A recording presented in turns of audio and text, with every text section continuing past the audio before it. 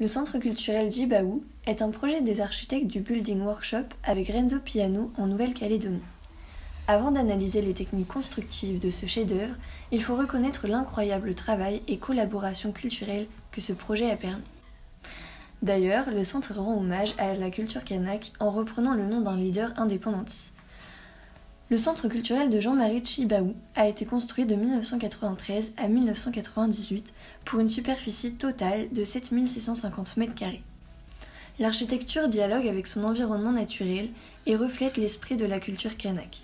On distingue 11 pavillons représentant les cases traditionnelles répartis sur 230 mètres de long d'un arc nord-est-sud-ouest.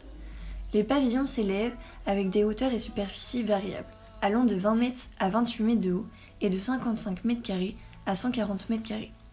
Ces pavillons sont longés par un bâtiment plat, plus bas qui sert d'allée pour relier les cases entre elles.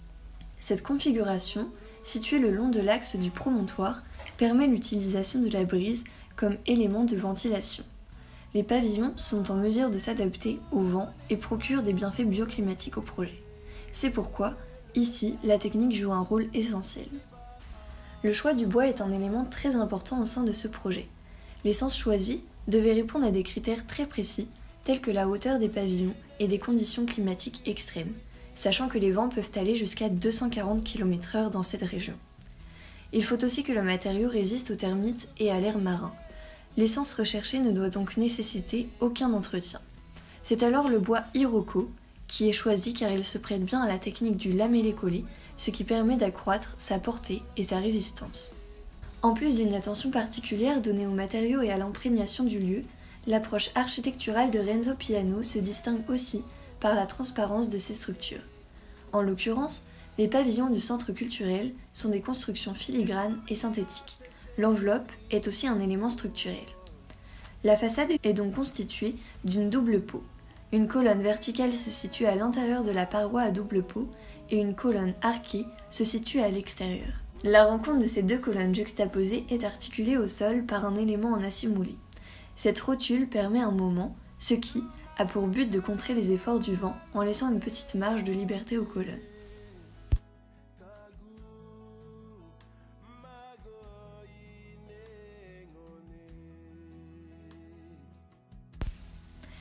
La structure du projet est donc principalement composée de deux éléments, les colonnes en iroko lamellé-collé et les contreventements en acier inoxydable galvanisé. Le type de contreventement varie en fonction de son emplacement sur l'arc de la structure. Les colonnes situées à l'avant sont stabilisées à l'horizontale et les autres sont stabilisées horizontalement et diagonalement. La structure est mise en valeur, rien n'est dissimulé.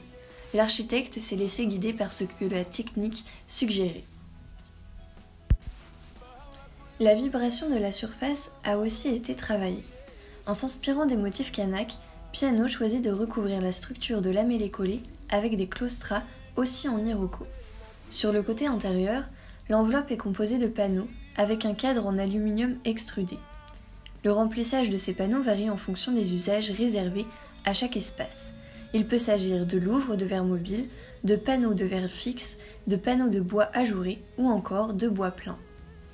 Grâce à cette configuration et à l'enveloppe à double peau, il est possible d'exploiter un système de refroidissement et de ventilation passive très efficace, ce qui élimine le besoin de climatisation mécanique et tire à leur profit des contraintes environnementales. L'air circule librement entre les lattes de bois. Le bâtiment utilise principalement deux effets pour pousser l'air chaud hors du toit, le tirage thermique et l'effet Venturi. Le tirage thermique apparaît avec la présence d'un écart de température qui va engendrer des densités d'air différentes. Ainsi, l'air chaud va avoir tendance à monter et ici à s'évacuer du bâtiment. On va retrouver l'effet Venturi au niveau des claustras. L'air va subir une dépression là où la section d'écoulement se rétrécit. C'est-à-dire, plus les lithos sont proches les uns des autres, plus l'air qui entre aura une vitesse élevée. L'inclinaison des ouvertures de la façade extérieure a été conçue pour exploiter les vents de mousson venant de la mer et les vents dominants. Le flux d'air est régulé par des persiennes réglables. Il suffit d'ouvrir la série de grilles horizontales à la base de la façade pour que l'air frais et humide d'une lagune voisine puisse pénétrer à l'intérieur lorsque le vent est faible. Mais lorsque la vitesse du vent augmente, les claustras se referment, à commencer par celles qui sont situées le plus bas. Ce système permet à la pression de l'air de s'équilibrer entre l'intérieur et l'extérieur. Cela permet de diminuer les charges variables, ce qui est primordial dans une région à haut risque cyclonique. En partie haute de la structure, le toit est relié aux colonnes par des liaisons en acier. On trouve également une gouttière afin que l'eau s'écoule à l'extérieur, ainsi que des claustras qui permettent l'évacuation de l'air chaud. Le toit, en verre et métal, se compose de plusieurs éléments. Premièrement, un platelage en aluminium qui permet une haute réflectivité et ainsi fait rebondir une grande quantité de rayonnement incident. Le profilé en acier fait lien avec les deux parois. On trouve ensuite une membrane d'étanchéité et un panneau isolant fixé sur un platelage métallique trapézoïdal reposant sur une poutre de toit en acier profilé en I. Cette double peau permet une ventilation passive. La chaleur résiduelle sera évacuée naturellement vers le haut du toit. Pour finir, on trouve une partie isolation sous forme de plafond suspendu. À travers l'analyse de ces différents éléments de structure, nous pouvons ainsi comprendre le fonctionnement bioclimatique de la façade. Merci d'avoir regardé cette vidéo.